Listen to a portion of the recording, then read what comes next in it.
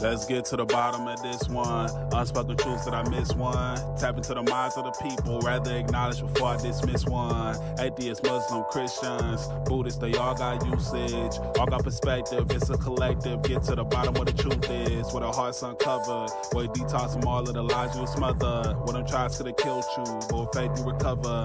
Yup. Peel off the makeup, we finna take off. Never said it'd be a cakewalk. Meditate till we charged up. Execute goes regardless. Decalcify my pineal. Breaking language barriers, we saw millennials. Planets passing age rotations, down me we owe. So down me we know. Sometimes we can be slow, that's why my ears open. Every drop you add could complete the ocean. Speak up, play your part too. Been vulnerable, it's so hard to.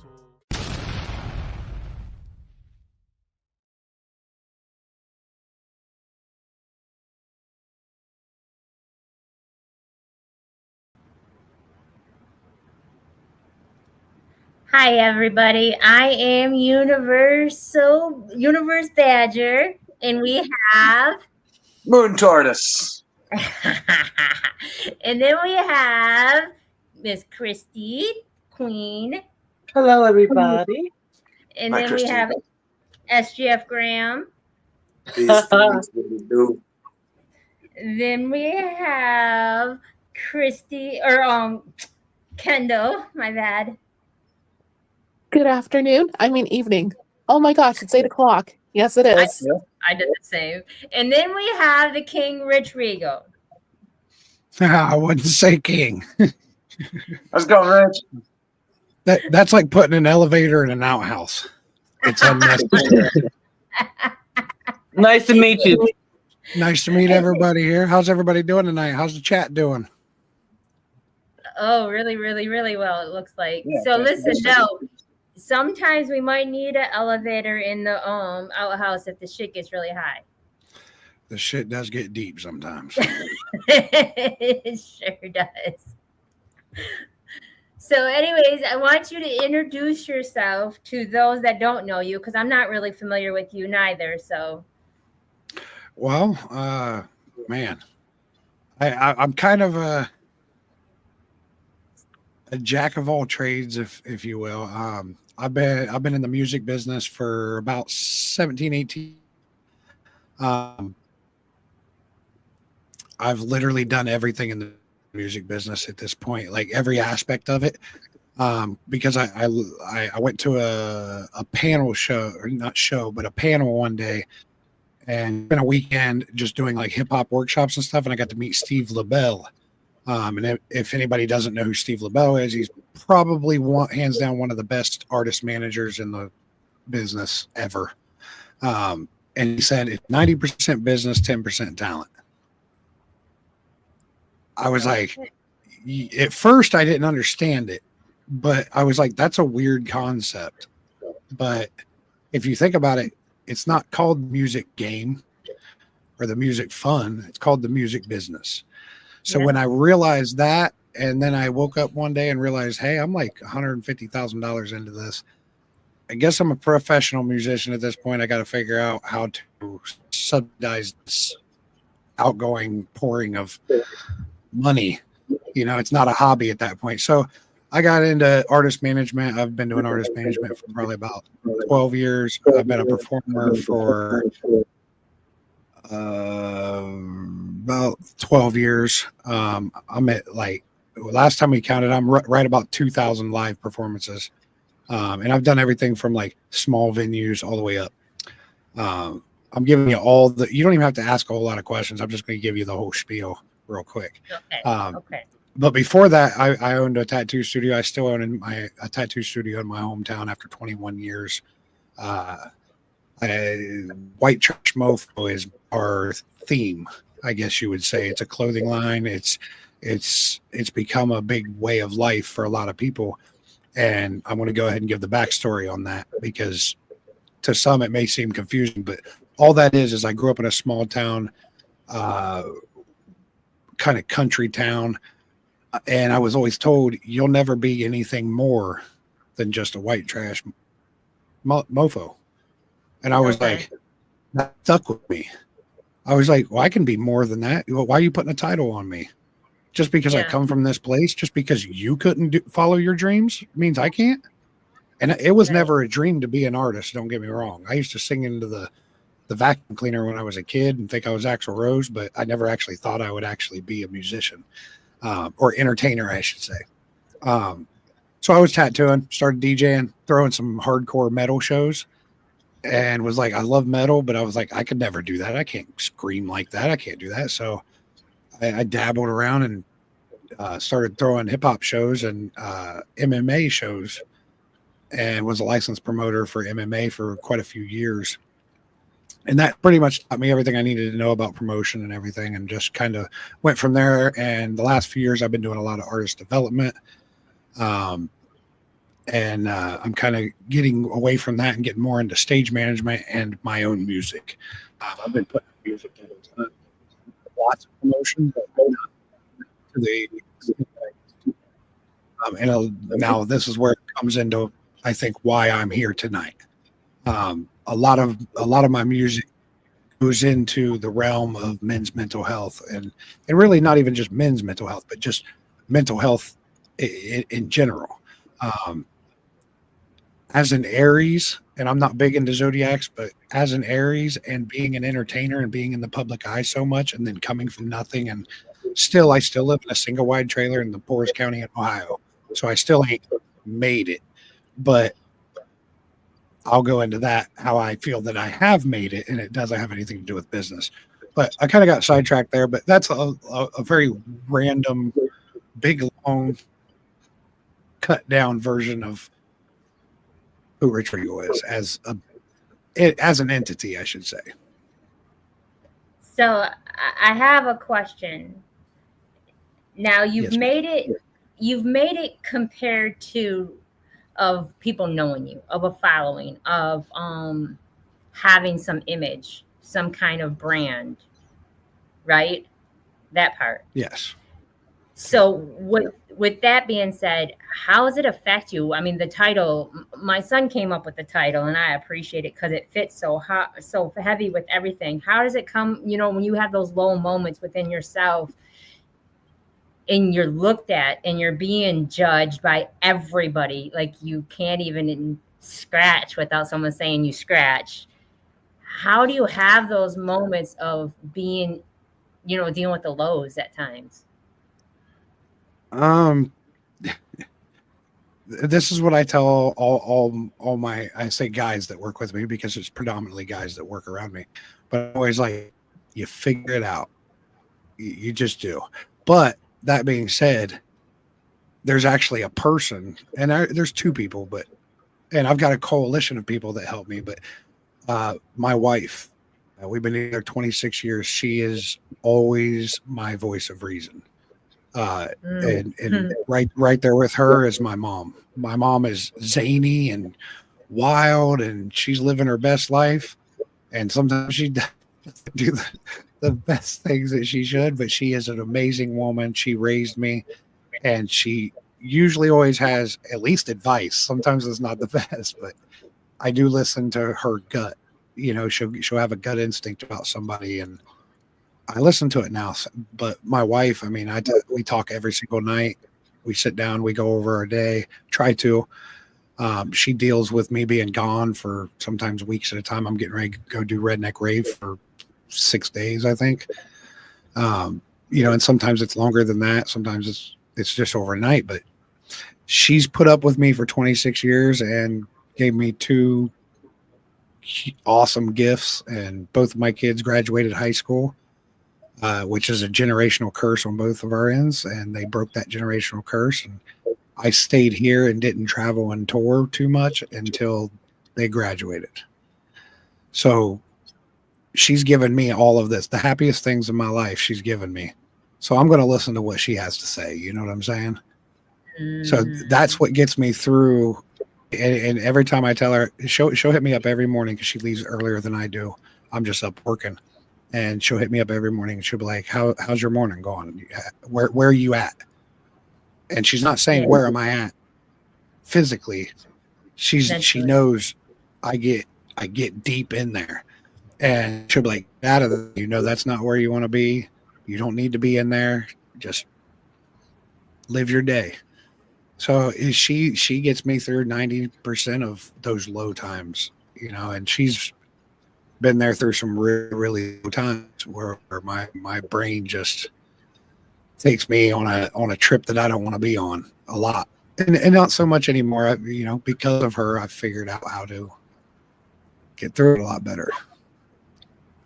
I enjoy And how that you kind of explained the positive communication there. You mean?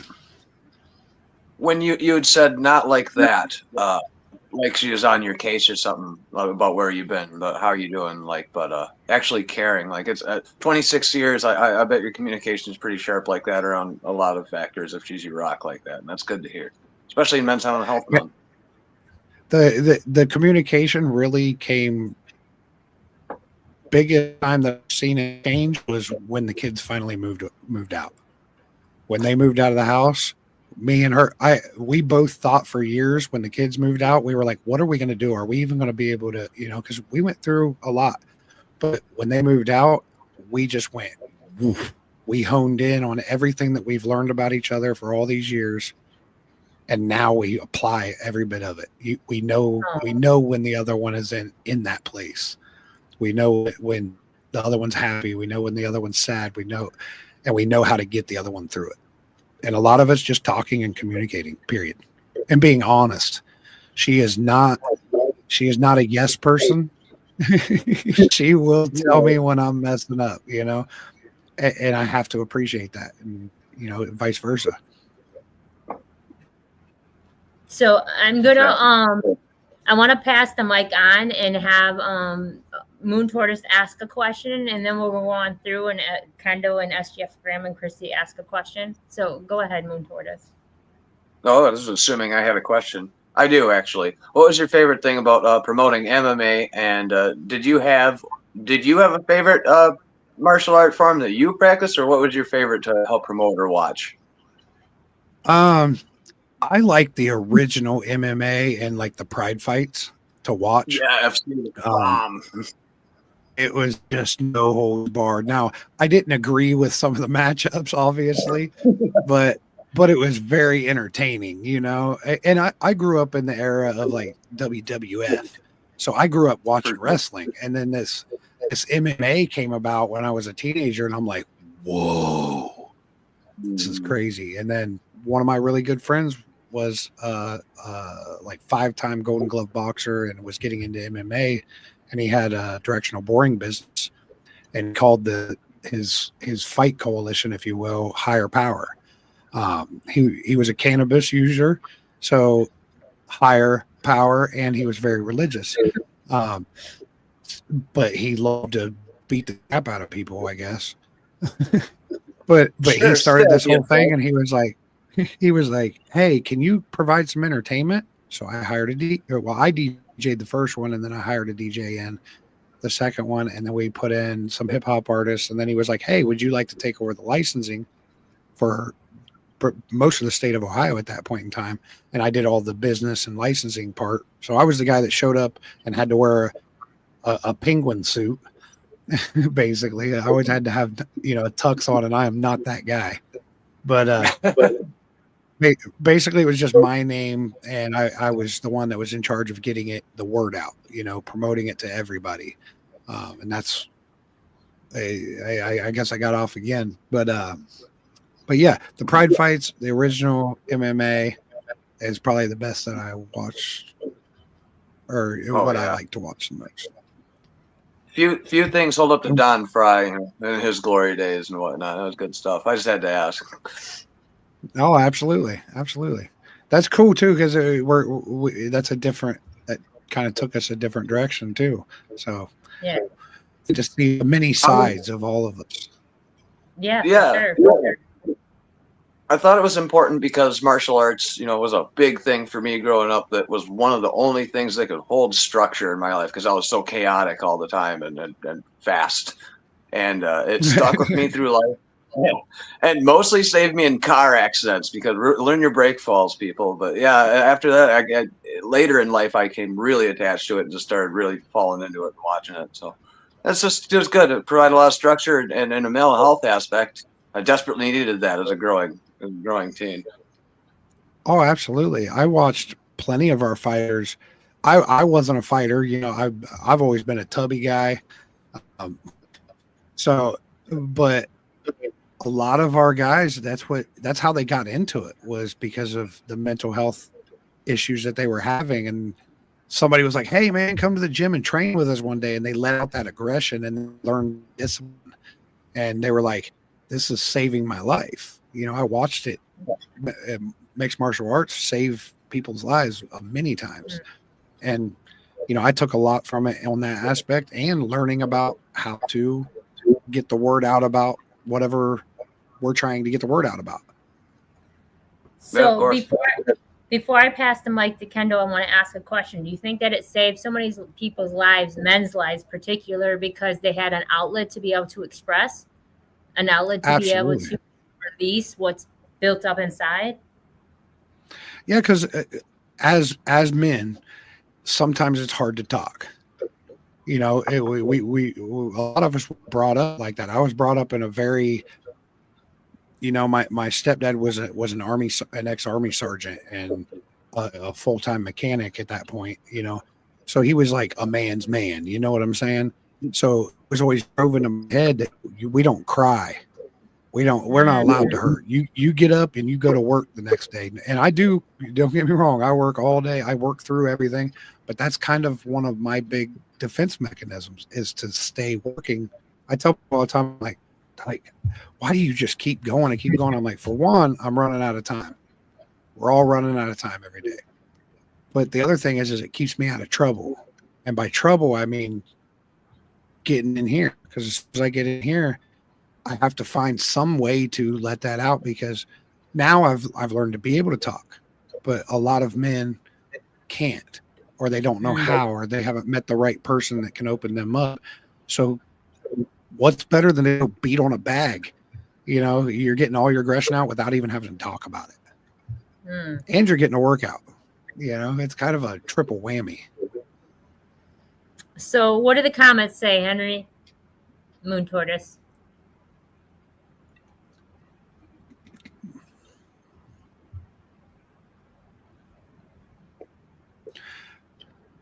Untrackable. I'm not saying putting your hands on people. That's not what I'm saying. An organized thing like that is and can be very beneficial, but I'm actually in my life, I'm the guy that wants to talk out. There's always a solution to every situation. Now, am I hot-headed? Yes, but at the same time, I'm not speaking about going out and beating somebody up. You know, training and learning discipline, you know, like karate fighters, you know, people that do karate, they've learned to be able to not freak out and, you know, go crazy. You know, Does see, Brandon, they're one right there. Does MIA teach you, or not MIA, MMA teach you? Yeah, MMA teach you Teach you how to not go in balance first. Teach you how to find your center first before you react. That's a big part of the discipline. I mean, any type of disciplined project, I guess, or act that you're doing, anything that you're doing that has some kind of structure or discipline, is you have to. I mean, that's always the first thing you have to. I tell people, like, I own a tattoo studio. I tell people all the time, like, when I did body suspension, I was like, you have to find your there. Which, by saying that, everybody has a there. Like, I'm there, you know. What that means to me is, I found me. I have to be at peace with me and my heart, my mind, and everything before I can do this obstacle. And if I get into something that disciplines me into getting into that mindset, then I can get to my there. And when I hang upside down from a hook in my skin, I don't really feel it, because I found my there. And I'm not really big on all that. Like I never have been because of my upbringing and stuff, but I'm very in touch with that unintentionally. Like I can I got appreciate I've got to feel that peace, and everybody's got to feel that peace in order to do that act of whatever it is. So, Man. Kendall, I'm going to pass the mic on to you. You asked your question. Hello, hope all's well. So my question is, throughout your hardships and your career with your music and everything, is there a certain point where you wanted to give up completely or not wanting to, or kind of find your zen for what you want to do in life? Almost daily. Not necessarily like giving up and giving up. You said giving up completely. That obviously takes a couple different meanings. And yes, to all every meaning. I mean, there's whenever you're going through trials and tribulations in your life, and anytime you're going through trials and tribulations means you're growing. You're learning. A good friend of mine just dropped his first rock album. This is a good reference to this. And he said a quote in one of the songs, and I've listened to the whole album 15 times, and this quote keeps sticking out in my head. And he said, "We got to go through it to get through it." Mm-hmm. You can't get to the other side of that river that you're standing in front of unless you swim across. It's going to suck. It's going to, but you got to go through it to get through it. That's just how I look at it. SGF Graham, question? Yeah. What song do you hold closest to your heart and why? And what was the most awkward venue or show that you ever did?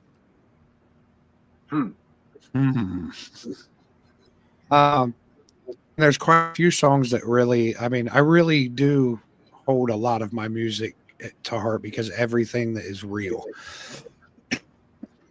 Everything in my music is either something I've been through or seen or been a part of. And I always introduce a certain song called Violence. That's how I announce it on the before I perform it, is we've all seen or been a victim of or been the aggressor in violence. We've all had violence somewhere in our lives. So that's something that, that song I obviously hold dear because the message in that song is that just because we've seen this violence and stuff doesn't mean that shapes us who we are. So it reaches any of my songs that reach somebody on that kind of level are the ones that mean the most. Demons. I got to give a quick story behind this because this is wild and this is real facts. So the guy in the song with me on Demons, he suffers with mental health a lot too, and we've had a lot of discussions. That's why I asked him to do the song with me. And it's Young Wise, by the way. He goes by Wise now. But we went and recorded the song through email. We go to shoot the video, and we're shooting the video in a small town in Ohio in the middle of nowhere at an abandoned house. Okay, it's really ragged and everything. So he wanted this creepy vibe. So I get up that morning and get ready to go to shoot the video, and I get a message, call me, from one of my close friends. And I called him, and he found out that one of our best friends had committed suicide that morning. And the song Demons is about fighting my demons. So it was like, to me, it wasn't coincidental. We were supposed to shoot this video that day, So we went. It was like an hour and a half drive. Me and Wise got to really sit and talk about mental health because of what just happened. So we shoot the video, right? We go to release the video. And in that small town, I believe he was 13 years old, kid, committed suicide with a shotgun on the day that the video released in that small town that we shot the video. So it was like, that song has so many layers to why it means probably the most to me. And music in general is so much a part of my life that, when I did my first Redneck Rave, which was my big festival in this genre, that was my first, the day before I left to go do Redneck Rave, I found out my uncle committed suicide. my uncle that raised me, that taught me 90% of what I knew about being a man. And he had gotten in a car accident when he was 17 years old, and this left side of his body was just paralyzed. And they told him he'd never walk again or anything. He had a halo, all that stuff. He made it through. The other 3 people in the car passed away on impact in the car accident. He made all through life and everything, raised his kids, and he was tired of being in pain. So he took his own life. And I found out the day before one of my biggest festivals. So fast forward, my cousin, which is his son, was my best friend growing up. You could not get us apart, right? This one's still recent. So last year I did one of the biggest cannabis festivals, biggest festivals I've done. Me and Afro Man co-headlined on this big festival. I did this big long set, brought a couple friends up there. It was a great festival, all peace, love, everything. And I get off stage and I get a text message from my mom. And me and my mom have a very crazy communication too. We can tell through one word something's going on or something. She said, "Call me," just like before. And I literally had walked off the stage. They handed me my phone.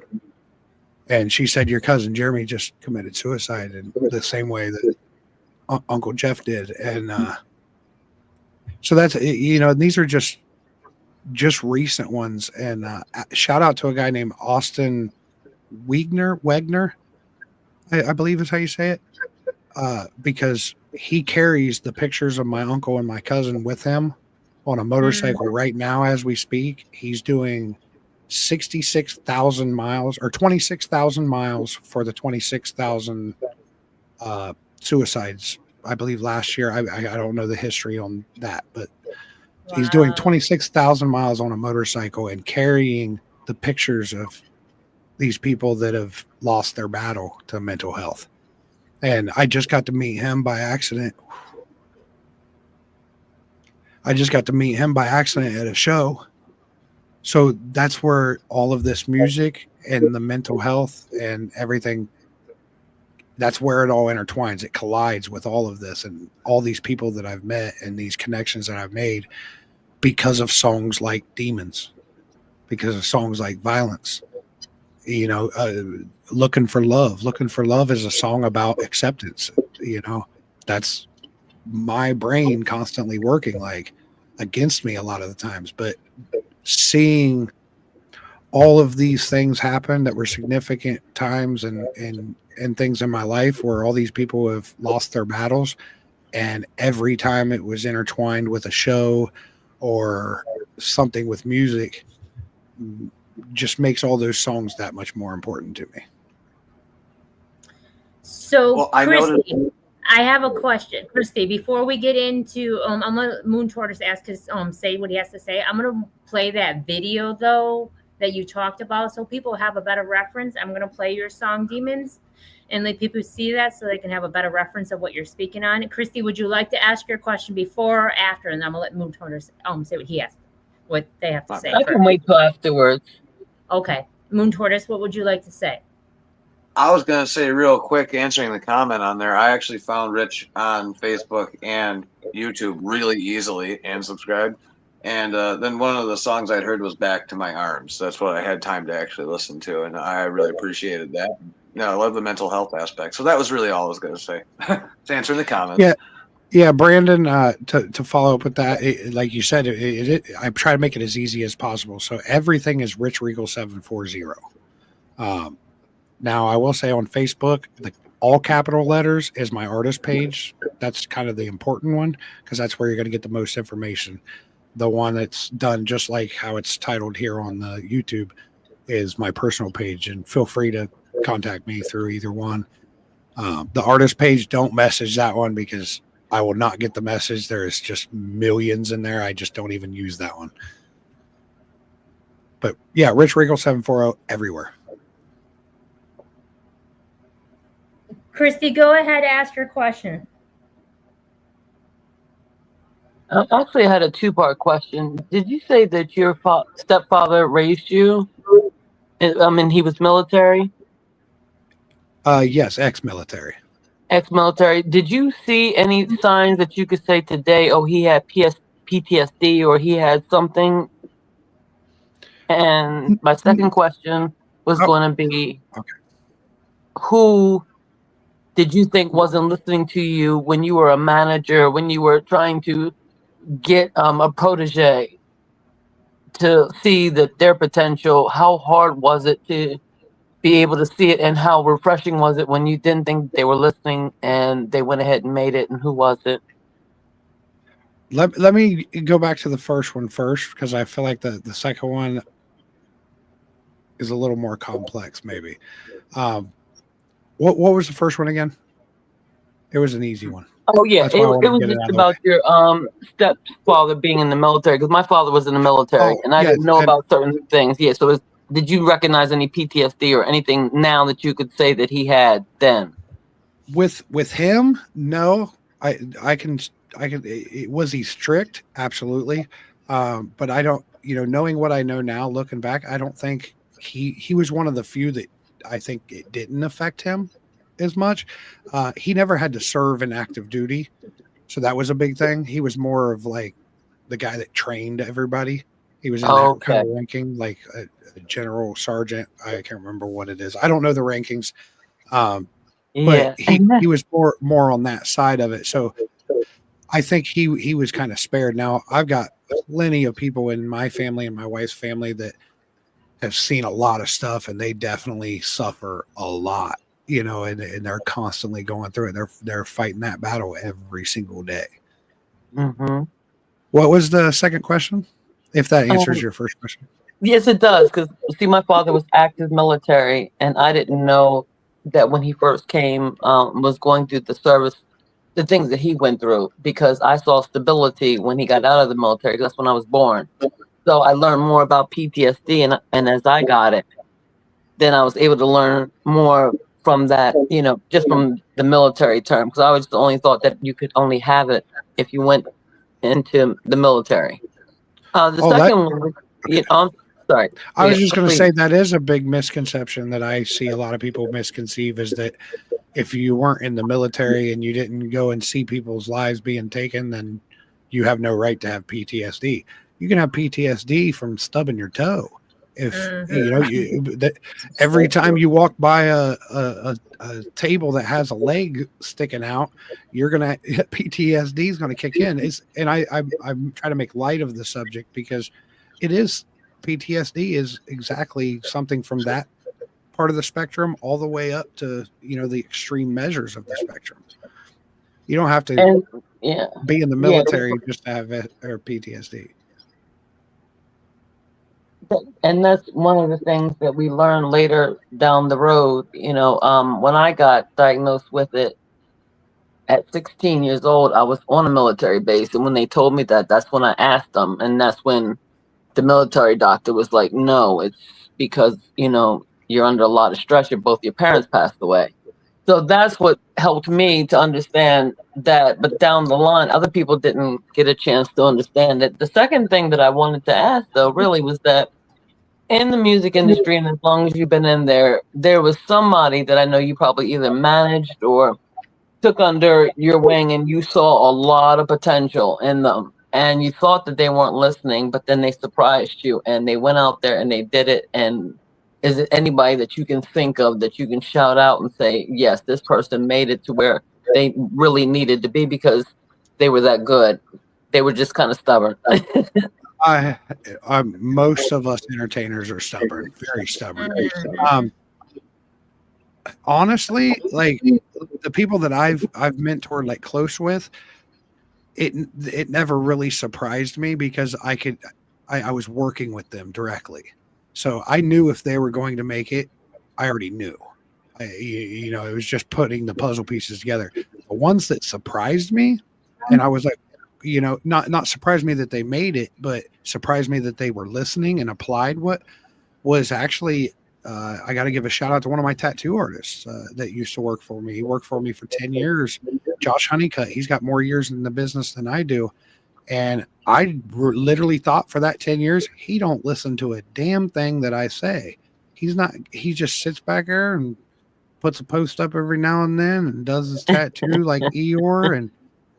And I was the guy that was out here like, you got to promote, you got to go out, you got to put out flyers, you got to do that. And then he went and, after 10 years, I asked him to give me 5 years. He gave me 10, and he's still one of my best friends. And he went and opened his own studio. That was the ultimate goal. He went and opened his own studio, and he's been open for about 3 years now. And I've watched him in this 3 years utilize everything that I did that he just sat back and watched me do, and I didn't think he was paying attention. He's literally utilized every bit of it, and he's been very successful in his business.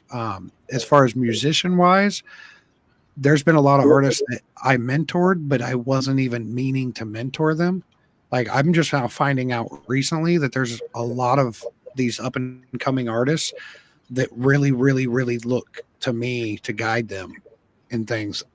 And that really surprises me, because I've just been trying to do me, and I've just been doing it for so long, and I recognize certain things that most people don't see or hear. I'm like the all-seeing owl that sits over, and I'm just like, oh, yeah. like so now I recognize things. So these people and these artists are coming to me, and I say in my song "Looking for Love," I said, now they say I'm an icon and I'm all they got, because supporters literally have. I had a 16-year-old girl in Dayton, Ohio, when me and Doobie was just over there a couple months ago. Her mom come up to me and she was like, look, my daughter will not come up to you, but she is your biggest fan, and you literally saved her life with your music. And I'm like, well, where's she at?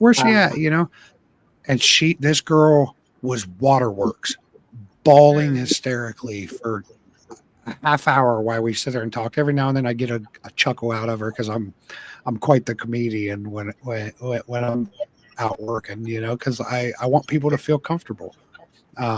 And my anxiety and my mental health, that's one of my defense mechanisms is I make jokes. It's usually a penis joke, because penis jokes for some reason are just funny. Or a poop joke, because I'm a fat guy. But no, So she I apologize. surprised me with it. Oh, you're okay. Let's get to it. I'll talk. Thank you. So I want to really get back to this song, because it touched you just a minute ago, and it's so fresh still. So I want to get back to this real quick. So this is your song "Demons," and this is featuring Wise. Yes. Okay, let's get into it. Yeah, he's from Columbus, Ohio. Make sure you follow him. He's amazing. And it's Wise on all platforms? He changes it a good bit, but it's either Wise or the real Wise. The real Wise. Okay. You'll see it. You'll see his picture here, and now he has dreads now, so that's the only difference. Okay. So as long as his picture matches.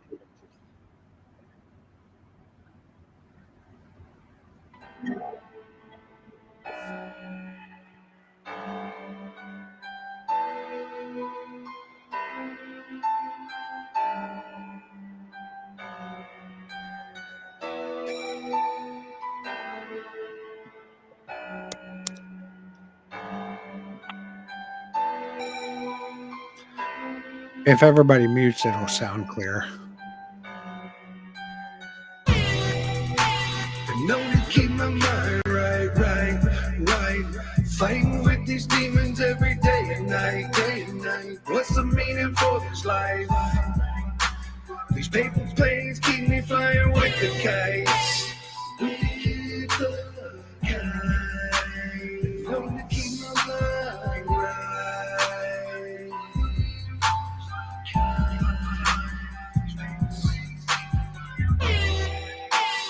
Fighting with these demons, searching up and down, looking for a damn reason.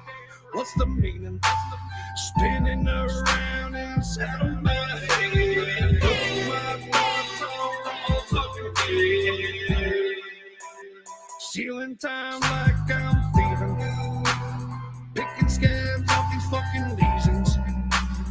All these politicians out here teasing. A better life is what they're preaching, but it is what it is. Gotta do what I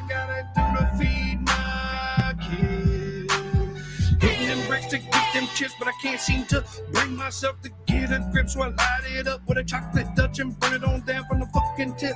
Exhale all my worries right up off my lips. What is the meaning of this? Give me a little insight on what it is. And always keep my mind right. Fighting with these demons every day and night, day and night. What's the meaning for this life? These paper planes keep me flying with the kites. We get the kite. Long to keep my mind right.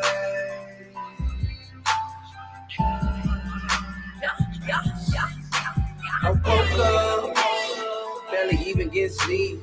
Bitches calling niggas always talking, make me wanna go and get a drink. Look collectors on it, trying to chase some more. Notice every sign, I see through every one. I need some peace of mind, I'm tired of feeling lonely. Please, someone's there, bread for me, love. Stress, trying to cope with the depression. What's the meaning of this life? Am I up in the right direction? Learned a whole lot from my mistakes. Got a whole lot on my plate.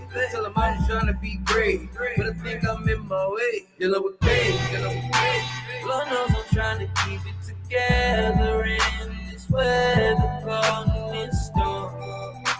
I'm praying I can get through whatever's holding me. I can see what's wrong. You don't know the cards I've been dealt. Been feel the way that I felt. Just me with nobody else. Had to go hard for myself. Trying to stack up my wealth. Still look out for my health, but I still do my things. And only keep my mind right. Fighting with these demons every day and night, day and night. What's the meaning for this life? These paper planes keep me flying with the kites. With the kites. Only keep my mind right.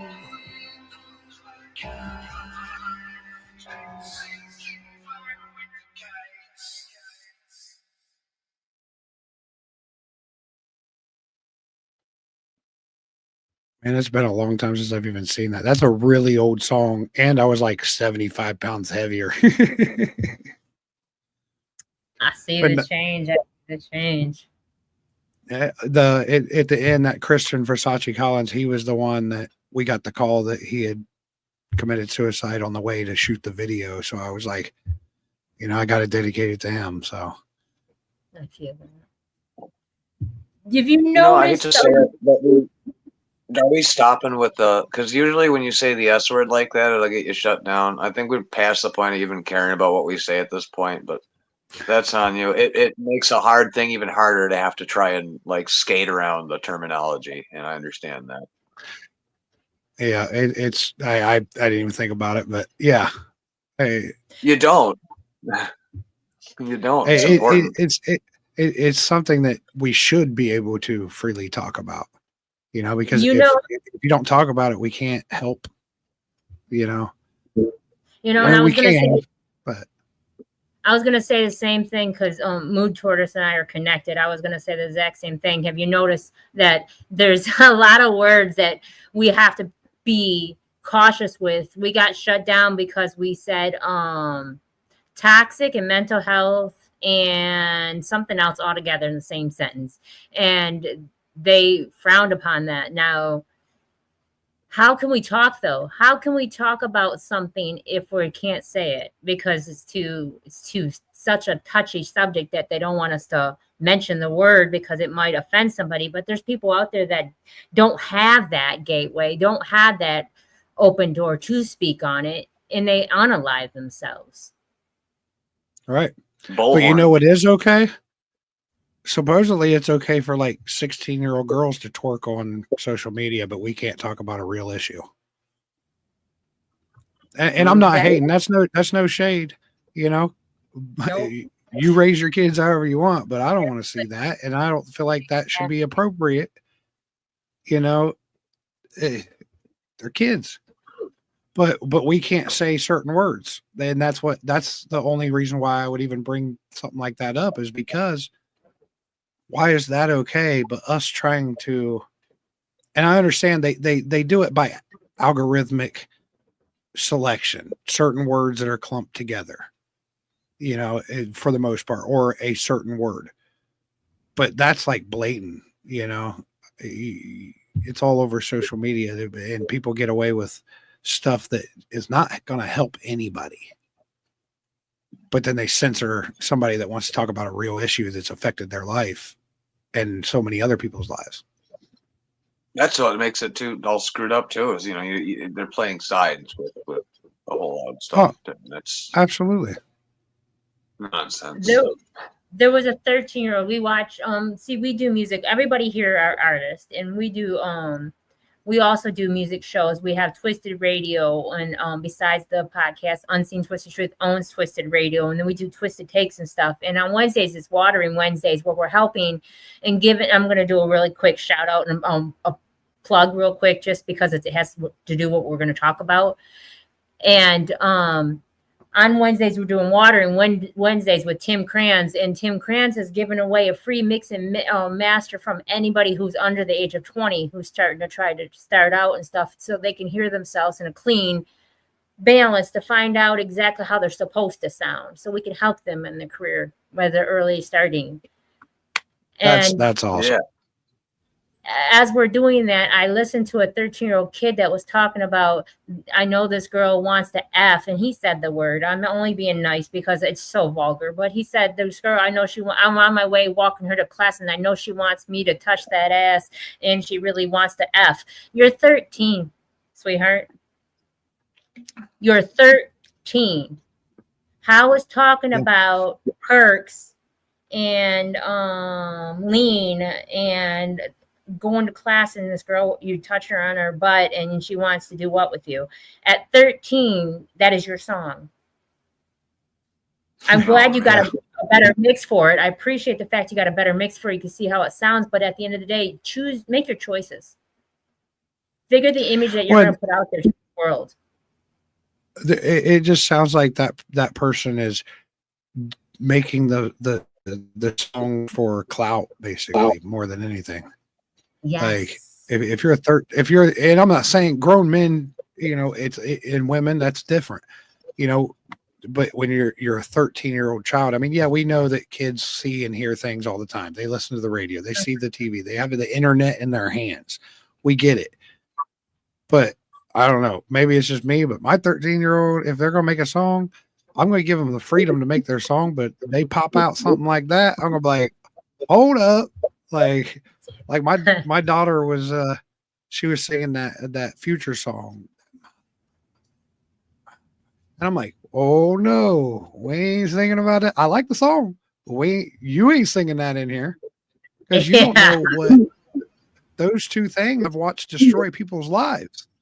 Like and more power to anybody that glorifies. And a lot of people don't understand that in music, a lot of times that type of stuff isn't even being glorified. They just take it that way. They're talking about, hey, this was something that it did influence my life, and it was fun at the time, but now it's different. Jelly Roll said something one day. He was like, I worked my whole career to be a rock star so I could do cocaine. And he was like, now everybody puts all kinds of drugs in it, and I can't even be a rock star. And I was like, I lost it. I thought that was hilarious. I mean, he made a joke out of it. He wasn't endorsing usage. You know what I'm saying? And I would love to get Jelly Roll on here, because mental health is huge to Jelly Roll. And he's from Ohio also. So I would love to get Jelly Roll on here just to talk about mental health, because people think, oh, I'm going to get famous. Oh, I'm going to be known. And then my problems are going to all go away. Your problems are still your problems.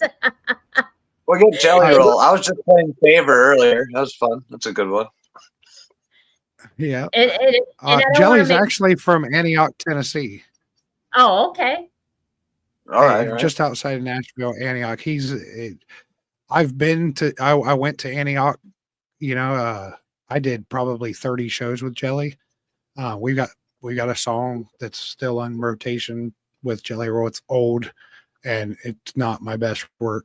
So, but we did a lot of work with Jelly, and he's very, with the mental health, especially, what you see is what you get. That nothing you see is fake. When that man's crying, he's really crying. Like it's not an act. A lot of these people that get to the level that he got to, and I watched this man. I knew this man personally when he, he's carrying around a pistol. He was a gangster. He was a real gangster for real. And he is the epitome of taking all the craziness that affected his mental health through his life that made him that person, and he turned all of it around, and now he speaks to millions of people, letting them know it doesn't matter that they call you fat. It doesn't matter that they call you ugly. It doesn't matter that any of this, all that stuff that caused that trauma in his brain, he turned it into a positive thing. Well, reach out to him. I would love him to come on, just so people know, no matter who you are, no matter what you're doing, no matter where you're at, you're still going to deal with your demons. And that's what I love about your song. It's not about, having the money in your pocket or having a name out there where you're known. Your demons are your demons, and they're going to follow you until you uncondition your mind and rehab yourself, basically. Yep. That's exactly it. I'm sorry, I was reading. That's what I last year at a concert. Yeah, I don't have any at the point that he's at now. Everything's 6 degrees of separation. Like his I don't know if you're familiar with the arena rockers that are going with him. It's DJ Highlight and DJ Chill.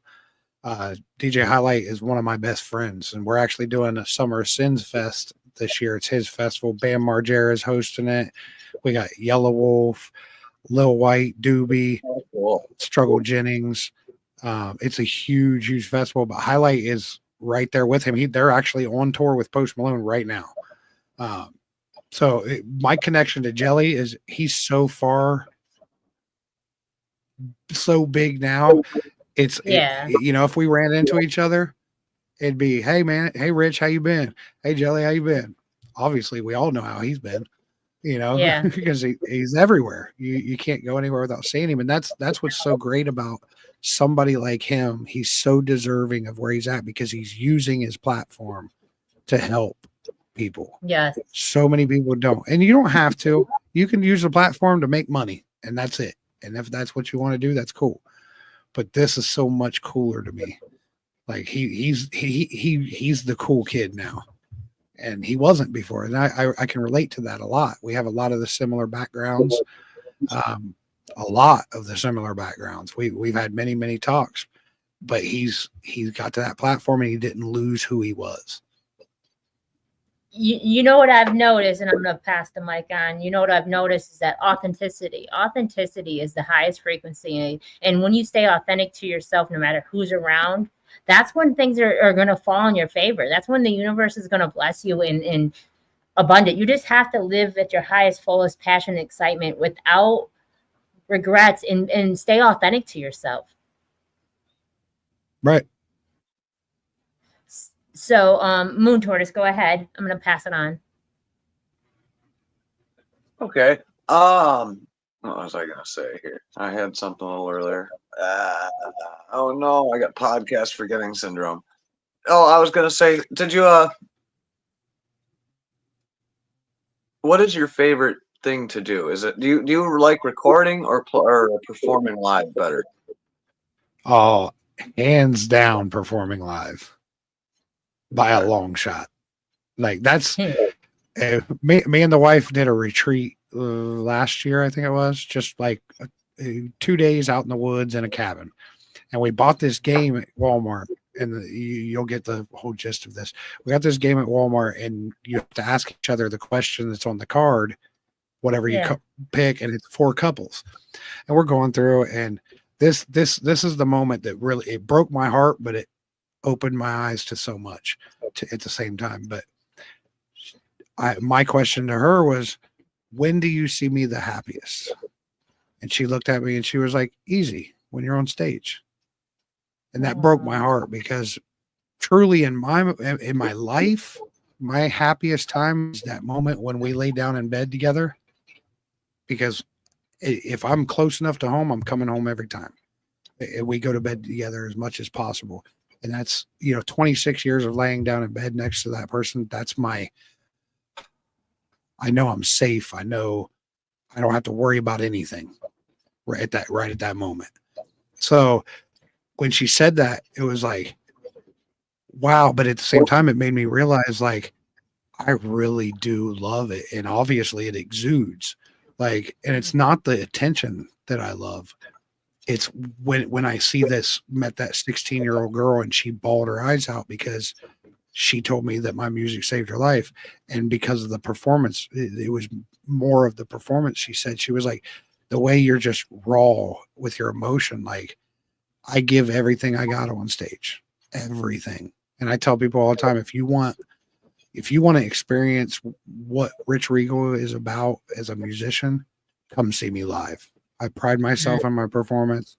I give literally everything I got. That, I'm a fat boy. The shirt comes off. I had a colostomy bag. I died on stage four or 5 years ago, and my colon shut down. Everything shut down. I collapsed. I got up, finished the show, took my guys home, went to the hospital because my wife said if I didn't go to the hospital, I was going to be in trouble. And everything had collapsed, and they rushed me into surgery. I came out with a colostomy bag, and I performed 16 days after surgery with 33 staples in my belly. Everything in my life revolves around the numbers 13 or 33. I don't know if you can see it. Probably can't see. I can't get this right. Yeah, you ain't gonna be able to see it. But I have 1333 here. I have 13s all over my body. Everything resorts back to 3. I woke up, and there's a bunch of other coincidences that happened in this situation too. But I was sitting there, I was like, how many staples do I got? I was like, in my head, I'm like, don't tell me it's 33 staples. Just before I went into surgery, an hour before I went into surgery, my DJ, which is probably my best friend in the world outside of my family, we found out his mom passed away, and he was very, very close with his mom. So, and that goes back to the 3s because it was 3 hours. That's what it was. That was the 3 in that 3 hours before I went into surgery. I went into a manic depressive state right before surgery. They pink slipped me. They were like, we can't put you in surgery. Basically, you're going to die because we can't put you in surgery because mentally we don't know how you're going to come out of this. You might come out of this and harm yourself. So I had to get myself calmed down, and I got to that point. We did the surgery, 33 staples, went out on stage, sat in a throne, a king's throne. I rented a king's throne for this show, and it was called The Wild and Wonderful World of Odysseys and Curiosities. It was a tattoo festival about, in an oddity show. So I did a performance in the chair. That's what it was, 13 days after the surgery on the day. And then went out and performed even when I was up on my feet the whole time. I had this colostomy bag for like 6 or 8 months or something. And I performed. Actually, I recorded a whole album. A lot of my songs that were released 2 years ago were all recorded with staples in my belly still. Because I was like, I couldn't go work. So what do? I record music. So I used that time and I built up a lot of my catalog, and I released the album in December, and it's called Scar Tissue. And the album cover is literally a picture of my belly with my staples in it and everything. Like but it's done in leather, and it's really cool. My graphic designer did a really cool job with it. You would never know it was my belly.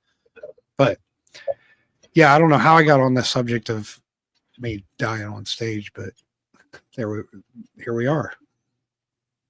I was born December 31st, so that's 13 and 31. So I'm just saying that's probably why. That could be a universal everything. I never was like that until quite a few years ago. And there's another thing. My DJ, which is my best friend, my lucky number was always 13.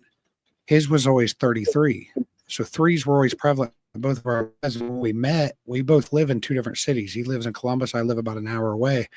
And the connecting freeway to get there, there's 2 ways to get there to his place. I either have to go up Route 13, that's right outside my back door, or I have to go up Route 33. And those are the two roads that connect us. And then Great. the name of the road that I live on is 13 letters. The town that it's considered, I live way out in the middle of nowhere, but the town it's considered is 13 letters. My tattoo studio is called Modified Studios. First letter is M. That's the 13th letter of the alphabet. There's so many things. And then, yes, 3 means spiritual healing and freedom to be aware. I actually posted a picture of me in the colostomy bag with my shirt off, and I did the angel number for 13, and 13 threes and 33s, all their meanings all go together. And it is about healing and getting past overcoming obstacles and everything. And I was like, I consider myself a spiritual person, not a religious person. Religion made me not religious. And I'm the type of person that I'm like, I accept you no matter what. I don't know what kind of category that puts me in. You be you. Some people, I don't agree with it. So I'll just separate myself from that. And that's okay. I don't hate you.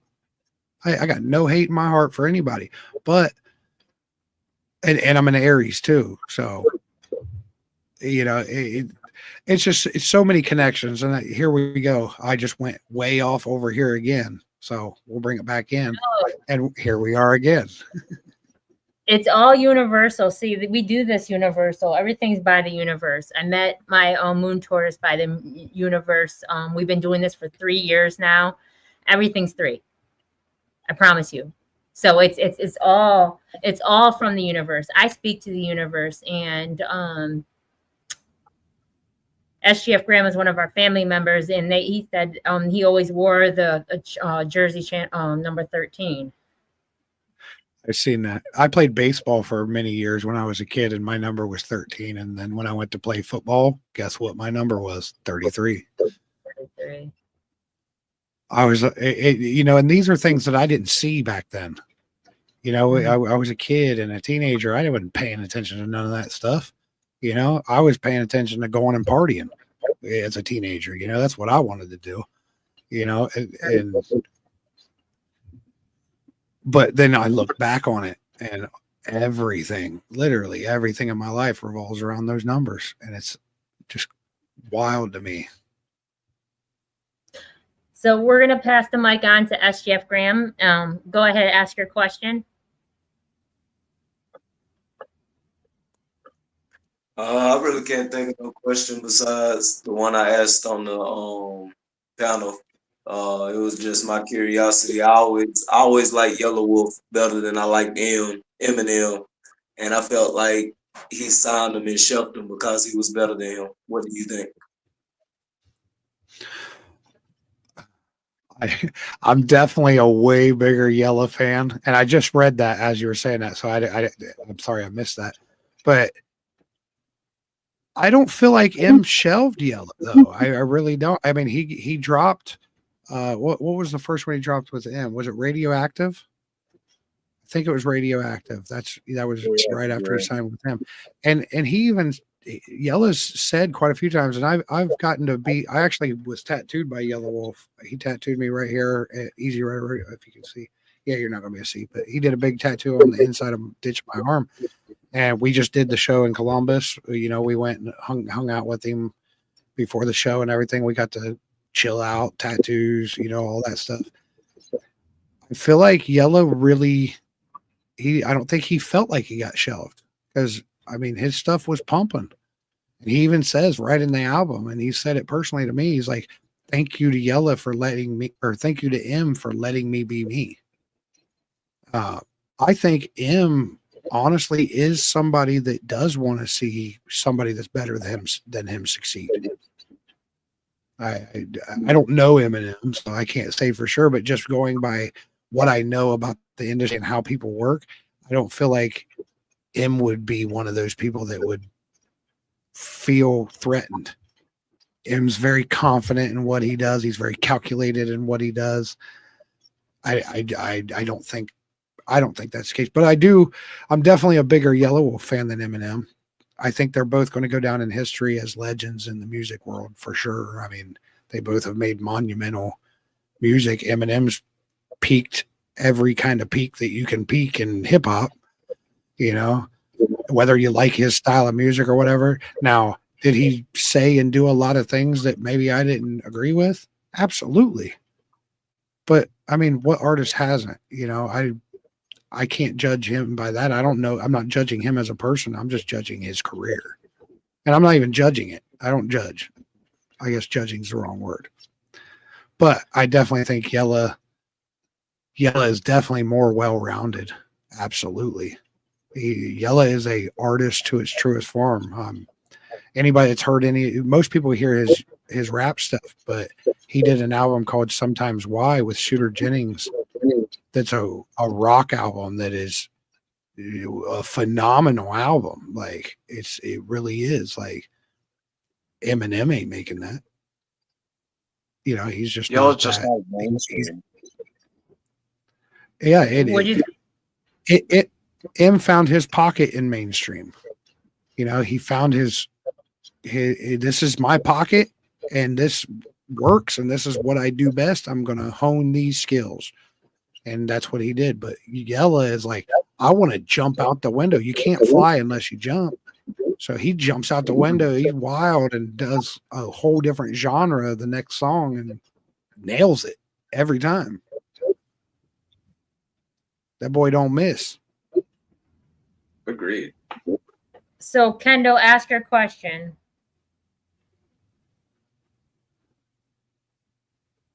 So, question is, would you ever visit Canada, Ontario? Oh, absolutely. Actually, we just had Mercules down here. 2 nights ago we did the Mercules show. I run shows for another buyer, sometimes on my quote unquote off time. And Mercules was here, and he's a Canadian artist, big Canadian artist that's also huge here. And he even said, he was like, when you coming to Canada, Bubba? And I'm like, I've been to Canada one time, and we went to Niagara Falls, and it's the weekend that we found out that my girlfriend was pregnant and my mom got engaged to. And we have not been back to Canada, not because of any other reason other than we don't get to take a vacation. We don't get to get away until I'm booked in Canada. I probably won't make it. But I would definitely love to. I want to see Canada. That's it, like what you said about being tour guide. I would want to go and see it. And I don't take vacations really. If I do, it's for like a day or two because I got to get right back to work. So many people depend on me to keep working. I saw Struggle Jennings the same day. I saw Jelly. Yeah, Struggle and Jelly grew up together. They're like best friends. I actually met Struggle before he went to prison. We were actually talking to him the night he got picked up and indicted on his charges and went to prison. And we met him because of Jelly Roll, and I met Jelly Roll because I've been friends with Little White for many, many years. And he was like, "Hey, I got this new artist. His name's Jelly Roll," and played a song for us. And we were like, "Bro, this dude is good. He's good. Can we book him?" And one of my friends actually booked him, and we co-hosted the show and co-headlined the show with him and did a bunch after that. But yeah, his Struggle and Jelly are like best friends. Like brothers for real. Go ahead, Chris. How do you say it? Oh. Go ahead. What was that? How do you say it? Kendall, Poutine. I've heard it pronounced different ways. So how do you pronounce it? Okay, so I gotta behave. It's Poutine or Poutine. So the Canadian way it's known as way up north, it's Poutine. So there's 3 different definitions for how we like to pronounce the wordings with French versus English. Okay, that's why I've heard it pronounced different ways. Then that makes sense. I just usually am like, yeah, because I've literally heard it said multiple ways, and every time I see the word, I'm like, the word scares me because I'm like, I'm going to say it wrong. No matter how I say it, it's going to be wrong. I know I'm going to say it wrong. So I'm usually like, yeah, that P word. What is it? So basically, poutine is like a French fry with cheese and gravy. It's a northern thing that we like to have constantly for like types of celebrations or just because. And the fact it's really good, even though it's not healthy for you, it's great. So it's like a well-known advertising that we do in Canada. Yeah, Constantly. everybody that I've ever met from Canada, they're constantly talking about this stuff. And I've never tried it. But to be honest, I'm a fat kid. I like food, which I am down like altogether 60 pounds right now from when I started dieting. But I love food. I'm a foodie. I love to cook. I might even try to make my own. I'm never going to be able to make it like a Canadian, I'm sure, eh? He said, "Eh." Eh? I wouldn't eat it. I wouldn't eat it. There's no way. No, so much about it that I wouldn't care for. Christy, ask your question.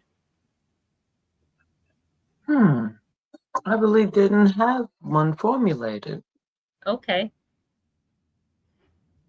So, I'm gonna play another song about mental health real quick from our panel SGF Graham real quick. SGF Graham, what's the name of the song? I call it next album energy because that's pretty much where the next album is gonna be deep thought, type stuff like that. So I call it next album energy. Okay. Dope. All right. So I just want to play this one more time. This is about mental health. So let's get into this. Yeah, next album energy. I know this, hey. We're gonna focus on some mental health right now, you know. Yeah. Nobody seems to care, and if they do, don't nobody know how to show they aware, not a clue. Everywhere talk on, always about it, that's not, got the same drive, I want a pot of gold. All in all, he'll get me by, it ain't my time to fold. The other day, I had to go look in the mirror. Ask my mental, yo, how you doing? I heard you been acting inferior. What's up? I done showed you too much with this rapping too clutch, don't you know we superior? That right. Let's speak life till they hearing us. We just helping, bro, nobody hearing us. Your ego too strong, we need help. You feeding them every time you help. Service and service, what about yourself? You just roll up and smoke every time that I yell. Got no time for that, brother, I'm a grown man. Besides that, who listening? Part of the program conditioning. Paid by the hour, they're listening. Nobody seems to care, and if they do, don't nobody know how to show they aware, not a clue. Everywhere talk wrong, wars about them that's not, got the same drive. I want a pot of gold, all in all, he'll get me by. It ain't my time to go. Nobody seems to care, and if they do, don't nobody know how to show they aware, not a clue. Everywhere talk wrong, wars about them that's not, got the same drive. I want a pot of gold, all in all, he'll get me by. It ain't my time to go. You turned us to people pleasers, trying to win over who spit on Jesus. Think cause it's fear and not full of hatred. The way that they treat us ain't really racist. I know what you thinking, they been not saying you do where to get fired before your replacement come in and fit in your position taken. Some issue was calling out, don't get no texting. Bill steady coming, I can't get no rest. Trying to figure out how to stop you feeling fist. Drop your pride, find your pride, you said you were lying. Man, seeking help, then help you will find Man, hear a man up from someone, now man is a virus. You losing your focus, stay looking behind you to journey move forward. You know that you got it, everything else dearly departed. Nobody seems to care, and if they do, don't nobody know how to show they aware, not a clue. Everywhere talk wrong, wars about them that's not, got the same drive. I want a pot of gold, all in all, he'll get me by. It ain't my time to go. Nobody seems to care, and if they do, don't nobody know how to show they aware, not a clue. Everywhere talk wrong, wars about them that's not, got the same drive. I want a pot of gold, all in all, he'll get me by. It ain't my time to go. It ain't my time to fold. It ain't my time to fold. No, it ain't my time to fold. It ain't my time. That's fire. The production on that and the mixing and mastering, whoever did you do the mixing and mastering, SGF? Yeah, I did the mixing and mastering. I actually consider it the rough copy right now. That's super clean. I mean, I can see what you're talking about. There's a couple levels in there, obviously, but and I love the swag and the vibe and the wordplay, and especially in that second verse where you really were eating. What I'm talking about. You was eating in that one spot, Yeah. and I was like, "Oh man, okay then." I Where are you appreciate located, if you don't mind me in the asking? Carolinas, in North Carolina. That's what's up. That's what's up. Hell yeah. Yeah, we're definitely going to link. I like that. And like I said, the vibe, and you actually have something to say. So much music doesn't. And there's some of my stuff that I've geared more towards just entertainment, but it's still real. But what you just did there, you really told a story. You know what I'm saying? Like, you got something really to say, and you did it with a swag about it, Thank you. I like it. Glad you know. I like it.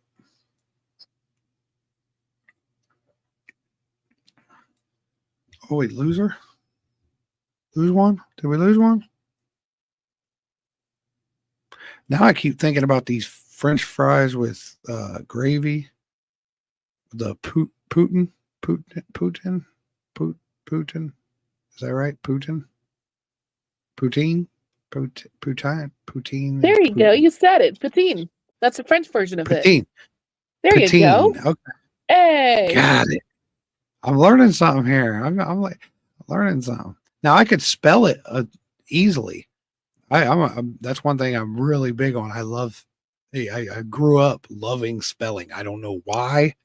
I just thought it was the coolest thing in the world to learn how to spell so many words.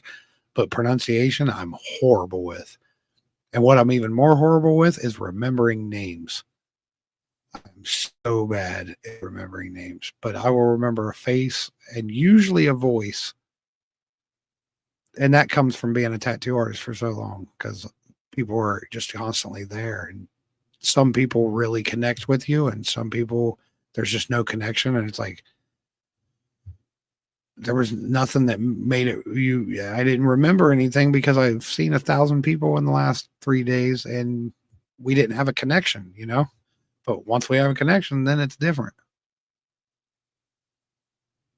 And see how I just went left field again. I don't know why I keep ending up all the way out in left field.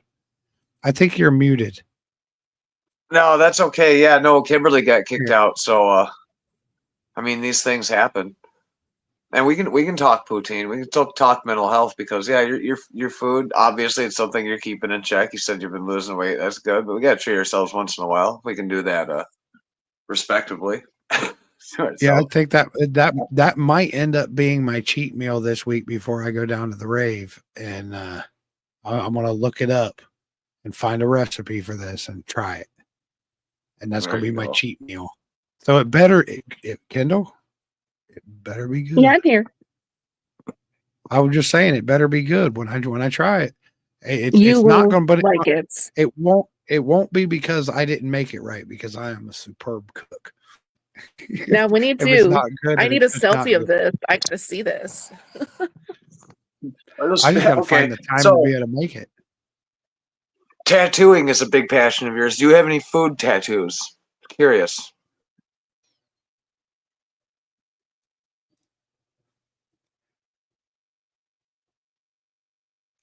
Oh, he's looking. Or I crossed the line. I don't think I do, but I was going to make a joke because I have a big realistic, photorealism vagina on my leg. Don't ask. I'll take your word. And I was going to say, yeah, I mean, that's, for me, that's food. So. Did it play over? I apologize. I always tell people when they're like, hey, you can tattoo anything you want on me. And I'm like, well, I like that and pizza, so pick one. I don't know if the song played all the way. I don't know if the song played all the way through or played over. I got kicked out. Yeah, it played all the way through. We were discussing it. Apologize. Finish your Yeah, story. we were over here having our own party. We was partying That's up over here okay. without you. That's okay. The universe is on me. We can party on our show. It's good. Yes. Why'd they kick me off? I don't know why they kicked me off. The universe be universing. I was trying to think. I was like, I don't remember anything getting said that would have kicked her off. Oh no, it was beyond kicked off. My whole computer said, "Oh, something's wrong." It says, "Wait, we're gonna figure it out and start over and restart your computer." Oh, it was the computer, not okay. It was Well, I bigger guess than if StreamYard. yeah. It was the universe. Well, in that case, you got it fixed pretty quick. Yeah. Yeah, and then it went to DOS and wouldn't get out of DOS, and I don't know what I'm doing in DOS anymore. That's so long ago. So yeah. And then I was like, that's foreign to me. I'm one of those start over and from the beginning and shut everything off, and hopefully it comes back on right. Right. That restart button has saved my life so many times. Well, I don't mean to cut short, but if we got another question or anything, I got to get into No, we nightly just do work. we just do positive message. So will you pass on a positive message and say something positive, and we always end it on a positive note. Man, one big thing that I preach a lot is realistically, don't let people tell you that you can't do something. You know, and I say realistically because if a cop tells you not to rob a bank, that doesn't mean that you should go and rob the bank. Yeah. So, you know, realistically, if people are like, hey, you can't jump 17 feet in the air.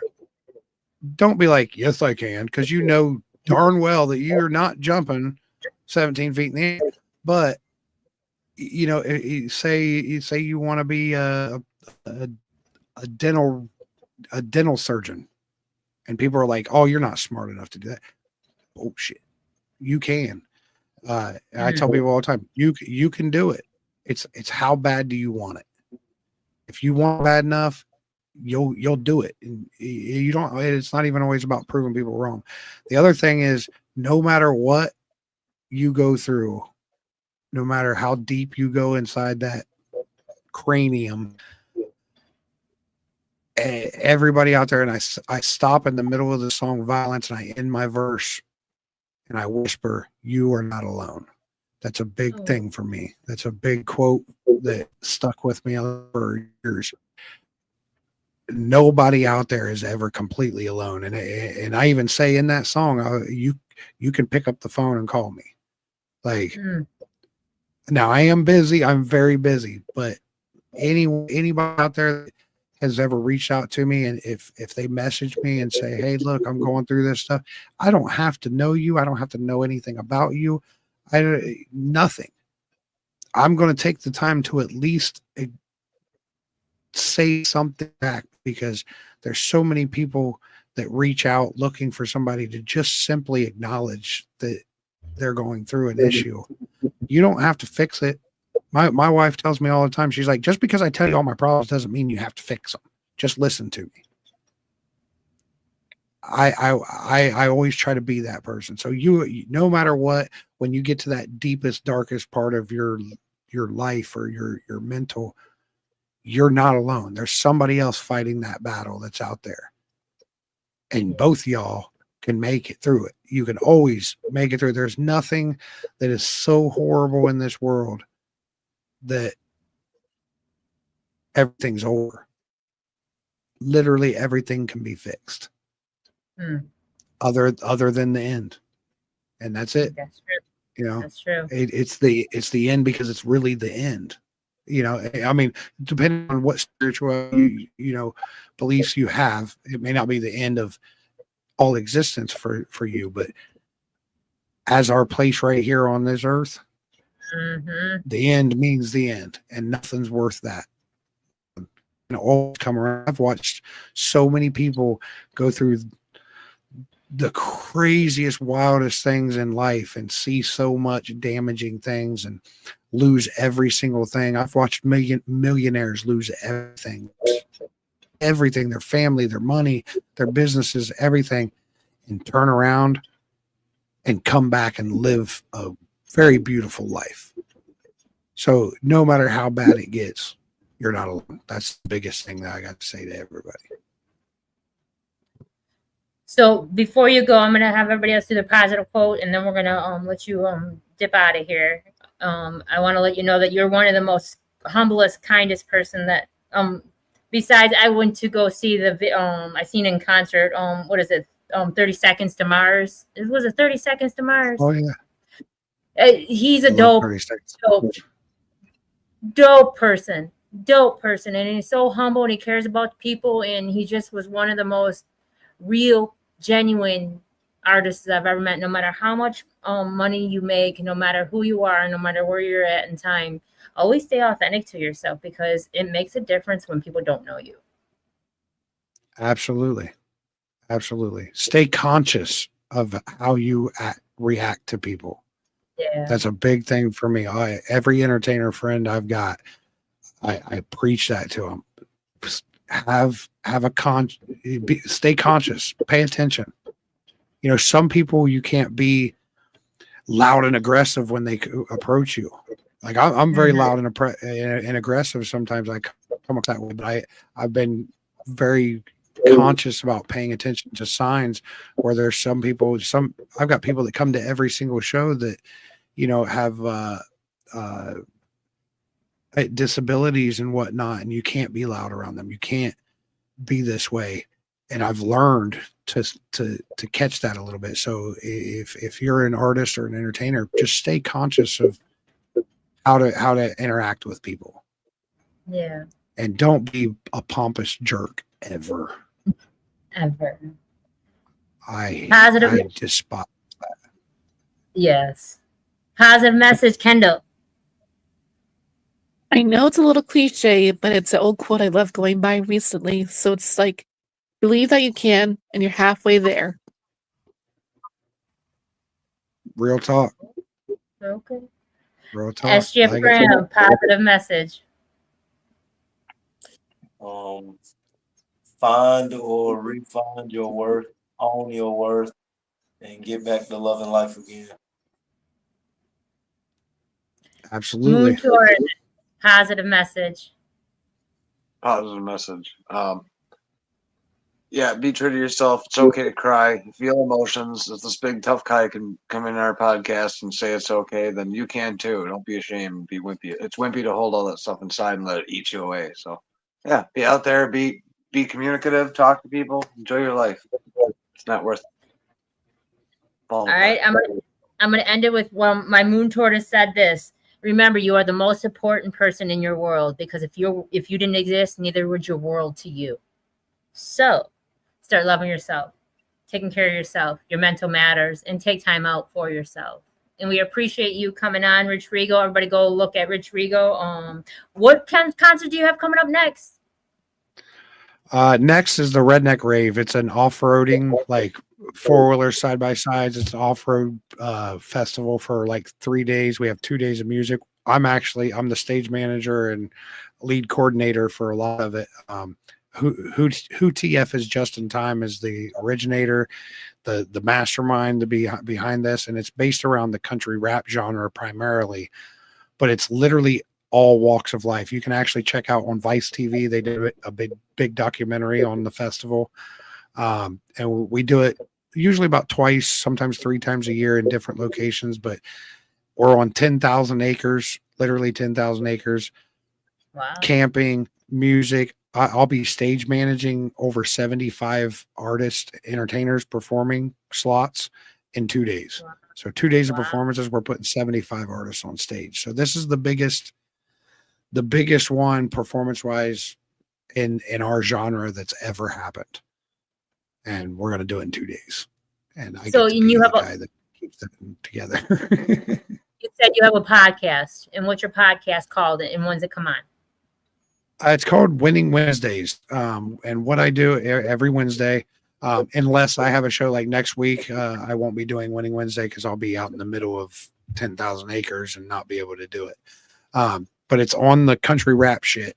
is what the actual podcast is every night. I just do a segment on Wednesdays from 8 p.m. Eastern Standard Time to 9 p.m. And what I do is I try to find people within my genre that I feel like are winning, and I want to celebrate those people. And I do a stripped down interview because I'm a big turn up guy. On the podcast or country rap shit, we're on there turning up stuff. That's my friend Chop Easy and Larry Del Reed, and it's playing all kinds of music and everything, but based around the country rap genre. But that segment is where we strip everything away, and I get to take people that I look to, whether they're at this level or this level or this level, and I bring them on and I peel back the layers. And I want people to understand that us as entertainers, no matter how big we are, we have layers and we are real human beings. And a lot of times nobody wants to talk about that with entertainers. They want to talk about just solely what music are they charting on the charts? Are they, what kind of drama is going on, or this or that? That's 1 hour every week where we get to come in and really get to know the people behind these achievements.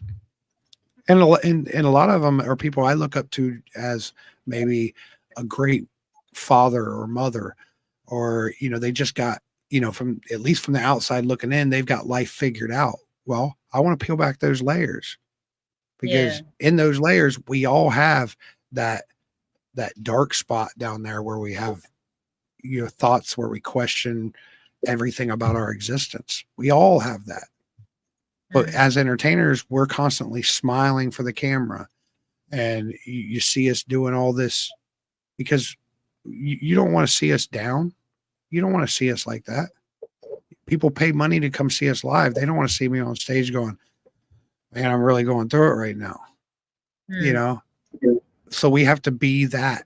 And it's not that we're being fake. It's just people pay money to see entertainment. They don't want to see that. They want to see us entertain them. But that's my time to be able to give artists a chance to show people that we have souls, we have hearts, we love our families, we love our friends. And no matter how Billy badass they are, we all got a soft spot. Yeah, I like that. Well, I appreciate you. Thank you, everyone, for allowing me into your home, your heart, your ears. Remember, your mental matters. And this is mental health. This is male. We always talk about mental health. That's what we do on Unseen Twisted Truths. But this is Male Mental Health Awareness Month. And just remember, not only do you matter because you're a man, you're not just a provider, though, and you're not just a protector. I don't know why there was that stereotype that separated and segregated people. I can't wrap my head around it at the end of the day, but your feelings matter and you matter. So thank you again for coming on, and we are totally appreciate, love you, and may your night be full of positive energy and high vibrations, and congratulations on the grandbaby, because that's my legacy. That was the best achievement that happened to me. I'm ready. I'm so ready. Like our daughter has already came to us, and there was like an issue, like a real issue, because she was like, the next day after I found out, I wrote a whole song. It was the easiest, hardest song that I've ever recorded, because I just kept breaking down. Like, I'm about to be a grandpa. I never thought I'd be excited about that all my life. I'm like, I don't want to be an old grandpa.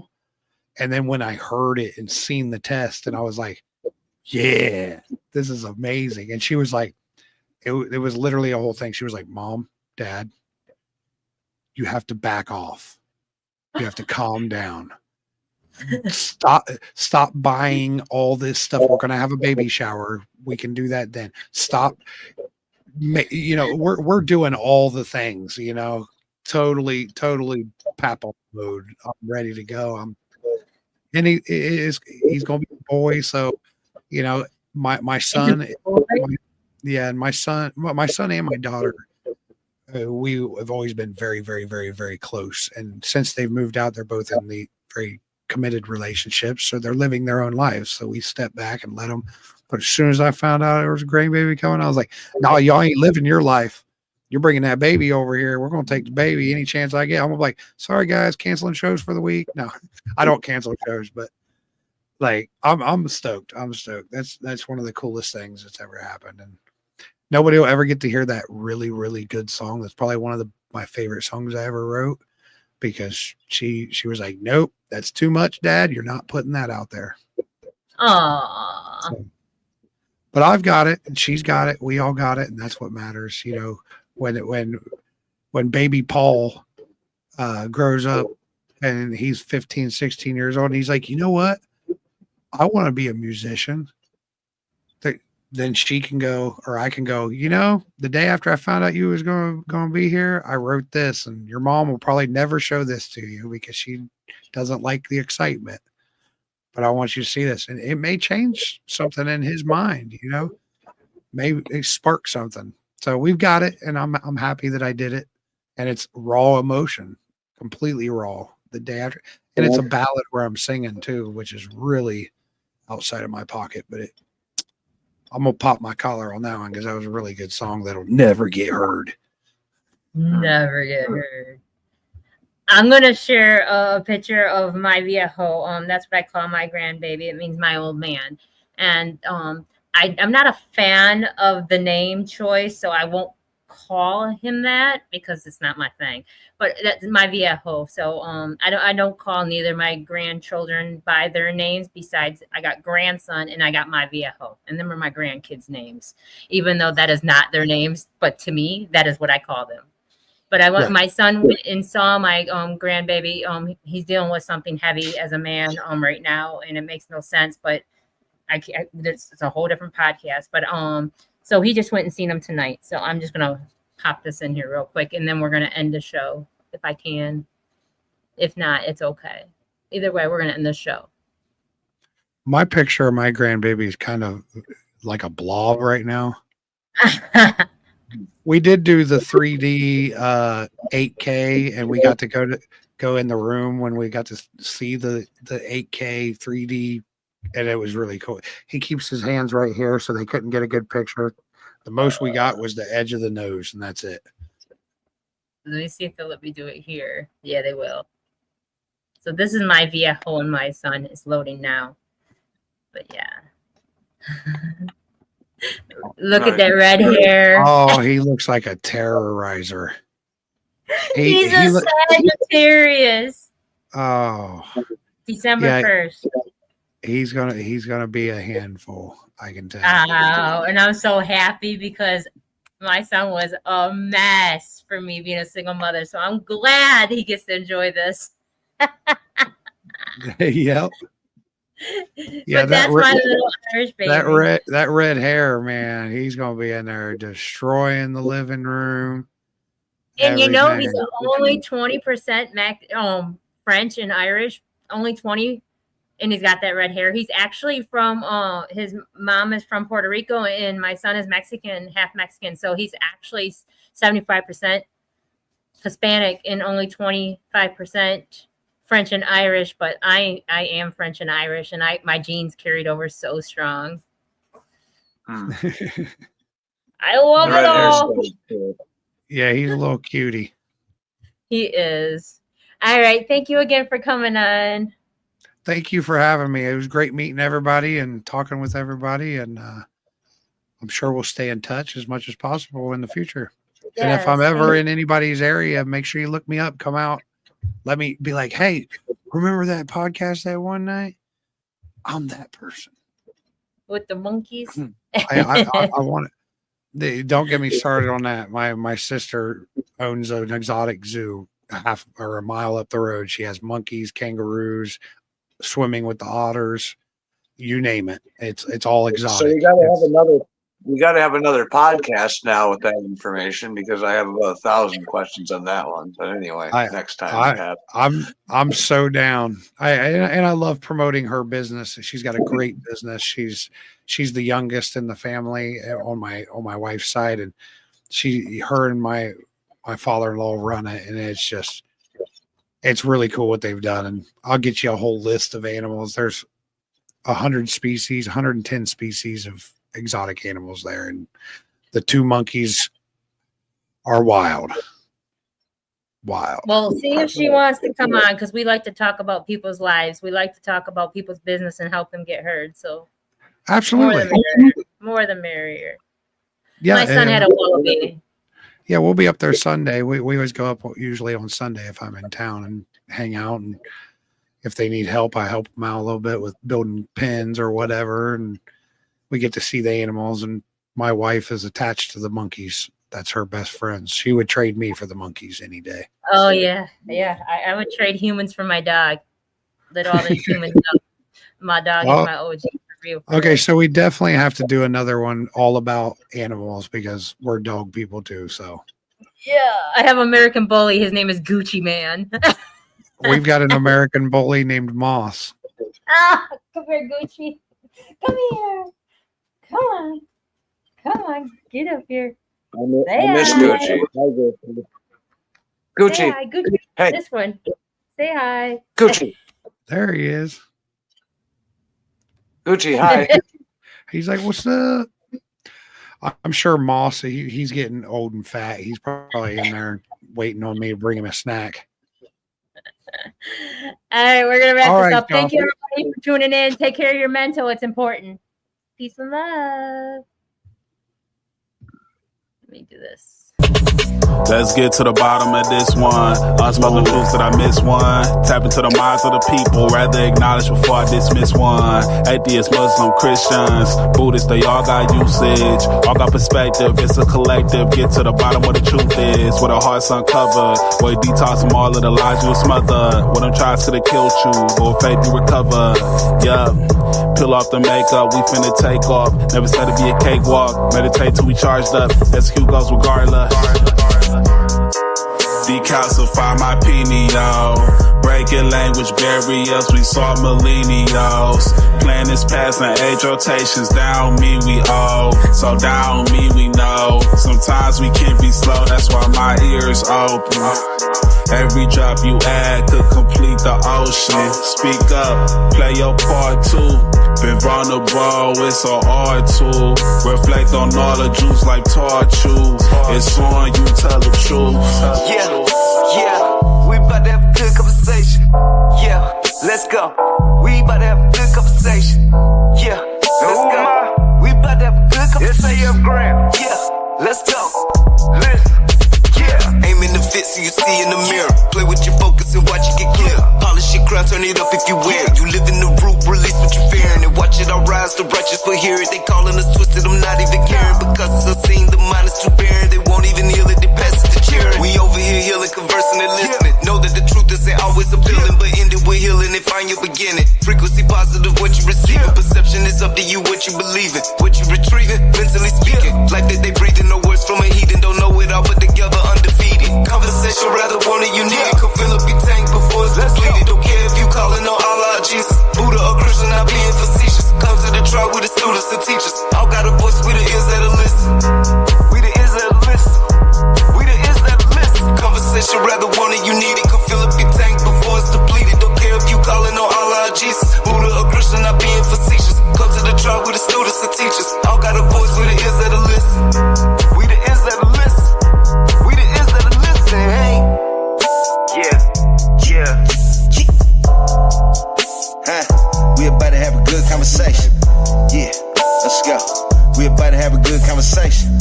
Yeah, let's go.